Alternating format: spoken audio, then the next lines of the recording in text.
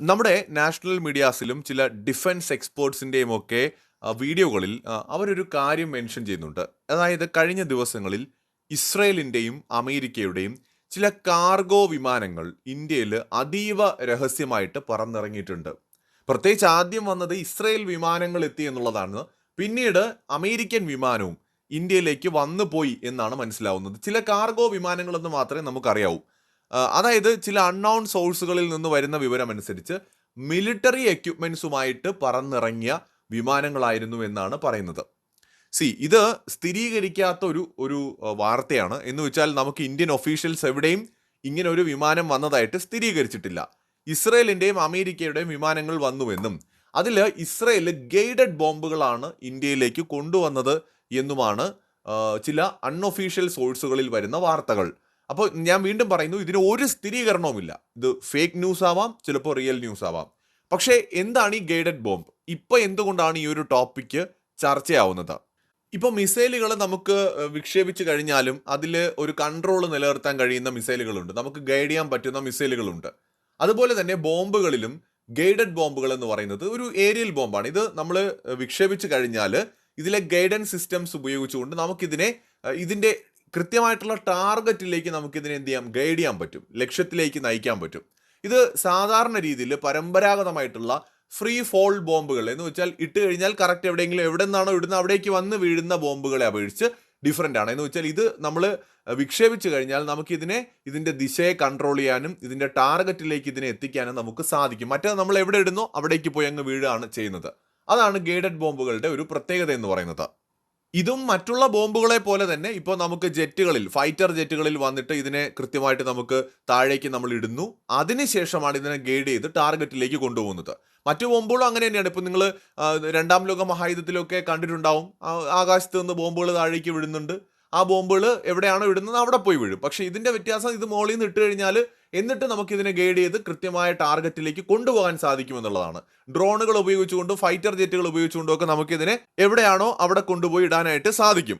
ഇപ്പോൾ fighter jet ആണെന്ന് എടുക്കുക. ഈ ഫൈറ്റർ ജെറ്റിൽ നിന്ന് നമ്മൾ ഇതിനെ റിലീസ് ചെയ്ത് കഴിഞ്ഞാൽ ഉടനെ തന്നെ ഇതിനകത്തുള്ള ഇന്റേണൽ ഗൈഡൻസ് സിസ്റ്റംസ് ആക്ടിവേറ്റ് ആവും. പിന്നെ ഒരു പക്ഷേ ലേസർ ഗൈഡൻസിന്റെ സഹായത്തോടെ, അല്ലെങ്കിൽ GPS ഗൈഡൻസിന്റെ സഹായത്തോടെ, അല്ലെങ്കിൽ ഇൻഫ്രാറെഡ് അല്ലെങ്കിൽ TV ഗൈഡൻസ് സിസ്റ്റത്തിന്റെ സഹായത്തോടെ നമുക്കിതിനെ ഗൈഡ് ചെയ്തുകൊണ്ട് ടാർഗറ്റിലേക്ക് എത്തിക്കാനായിട്ട് സാധിക്കും. ഇതിലൂടെ എവിടെയാണോ നമ്മൾ ഉദ്ദേശിക്കുന്നത് അവിടെ തന്നെ കൃത്യമായിട്ട് ഈ ഒരു ബോംബിനെ എത്തിക്കാൻ സാധിക്കും. ഇതിന്റെ ആക്യുറസി ഭയങ്കരമാണ്. അപ്പോൾ വലിയ രീതിയിലുള്ള ആഘാതം ശത്രുവിന് നൽകാൻ കഴിയുന്ന ബോംബുകളാണിവ.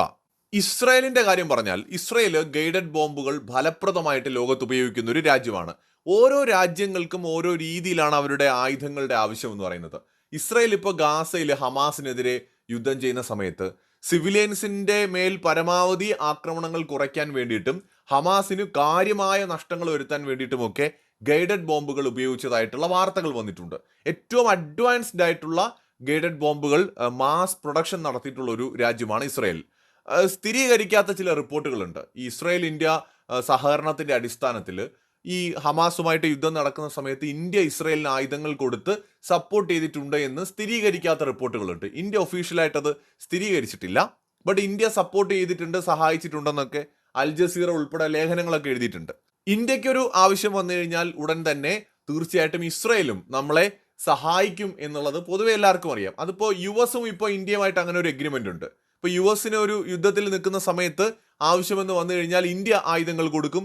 ഇന്ത്യ ഒരു യുദ്ധത്തിൽ നിൽക്കുന്ന സമയത്ത് ആവശ്യമെന്ന് വന്നു കഴിഞ്ഞാൽ US ഇന്ത്യക്ക് ആയുധങ്ങൾ നൽകും. അതൊരു പ്രയോറിറ്റി ബേസിസിൽ ഇന്ത്യയും US തമ്മിൽ സൈൻ ചെയ്തിട്ടുള്ള ചില ഡിഫൻസ് കരാറുകളുമായി ബന്ധപ്പെട്ടാണ് അത്തരത്തിലുള്ള ധാരണകളുള്ളത്.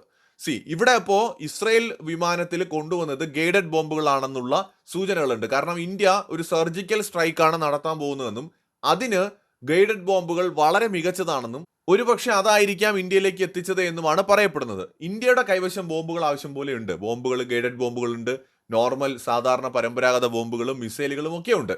ബ്രഹ്മോസ് മിസൈലുകളൊക്കെ ധാരാളം നമ്മുടെ കയ്യിലുണ്ട്. ഇന്ത്യ ബ്രഹ്മോസ് യൂസ് ചെയ്യാൻ സാധ്യതയുണ്ടെന്നുള്ള വാർത്തകളും വരുന്നുണ്ട്.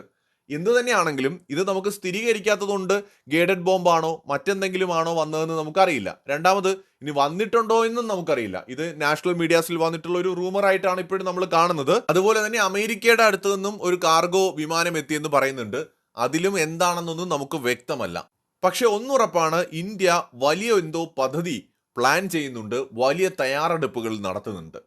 അതിൽ അമേരിക്കയുടെയും ഇസ്രയേലിന്റെയും ഒക്കെ മുഴുവൻ സപ്പോർട്ടും ഇന്ത്യക്കുണ്ട്. ഇപ്പൊ പാകിസ്ഥാനെ പോലത്തെ ഒരു രാജ്യത്തെ നേരിടാൻ ഇന്ത്യക്ക് യുഎസിന്റെയോ അല്ലെങ്കിൽ ഇസ്രയേലിന്റെയോ സപ്പോർട്ട് വേണ്ട. പക്ഷെ ഇന്ത്യയുടെ ശത്രുക്കൾ ഇപ്പം മൂന്നാണ്. മൂന്നല്ല, ഒരുപക്ഷെ 4 ഉണ്ടെന്ന് പറയേണ്ടി വരും. ഓൾറെഡി ഇന്ത്യയും ചൈനയും തമ്മിൽ പ്രശ്നങ്ങളുണ്ട്, ഇന്ത്യയും പാകിസ്ഥാനും തമ്മിൽ പ്രശ്നങ്ങളുണ്ട്, ഇന്ത്യയും ബംഗ്ലാദേശും തമ്മിൽ പ്രശ്നങ്ങളുണ്ട്. അപ്പോൾ നമുക്ക് നമ്മുടെ ഈ ബോർഡറുകളെല്ലാം ശക്തമാക്കേണ്ടതുണ്ട്. ഒരു രാജ്യവുമായിട്ട് വേണമെങ്കിൽ നമ്മളിപ്പോൾ ഒരു സർജിക്കൽ സ്ട്രൈക്ക് നടത്തിയാൽ ചിലപ്പോൾ അതൊരു മുഴുവൻ യുദ്ധത്തിലേക്ക് വേണമെങ്കിൽ പിന്നീട് പോവാം.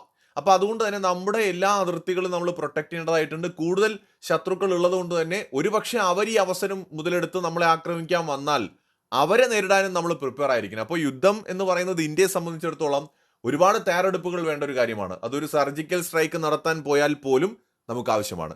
ഇനി മറ്റൊന്ന്, ഞാൻ പറഞ്ഞു 4 രാജ്യങ്ങൾ. തുർക്കിയുടെ പാകിസ്ഥാനുള്ള ഒരു സപ്പോർട്ട് വളരെ വലുതാണ്. അപ്പോൾ ഡ്രോണുകളും മറ്റുമൊക്കെ കൊടുത്തിട്ട് ഭയങ്കരമായിട്ട് അവർ സപ്പോർട്ട് ചെയ്യുന്നുണ്ട്. അപ്പോൾ തുർക്കി നേരിട്ട് ഇന്ത്യയുടെ ഒരു ശത്രുവാണെന്ന് ചോദിച്ചാൽ അല്ല. UN സ്ഥിരാംഗമായിട്ടൊക്കെ ഇന്ത്യയെ സപ്പോർട്ട് ചെയ്യുന്നുണ്ട്. ബട്ട് അത് പരോക്ഷമായിട്ട് ഇന്ത്യക്കെതിരായിട്ട് പാകിസ്ഥാനെ ഭയങ്കരമായിട്ട് സപ്പോർട്ട് ചെയ്യുന്ന ഒരു രാജ്യമാണ്. അപ്പോൾ ഇങ്ങനെ ശത്രുക്കൾ ഒരുപാട് നമുക്കുള്ളത് കൊണ്ട് തയ്യാറെടുപ്പുകളും അത്രയും തന്നെ വേണ്ടി വരും. അപ്പോൾ എന്തായാലും ഇത്തരത്തിലുള്ള വാർത്തകൾ വരുന്നുണ്ട്. ഇത് സ്ഥിരീകരിക്കാത്തത് കൊണ്ട് കൃത്യമായും അങ്ങനെയാണെന്ന് നമുക്ക് പറയാൻ പറ്റില്ല. ബട്ട് ചാൻസസ് ഉണ്ട്. മറ്റൊരു വീഡിയോയുമായി വീണ്ടും വരാം.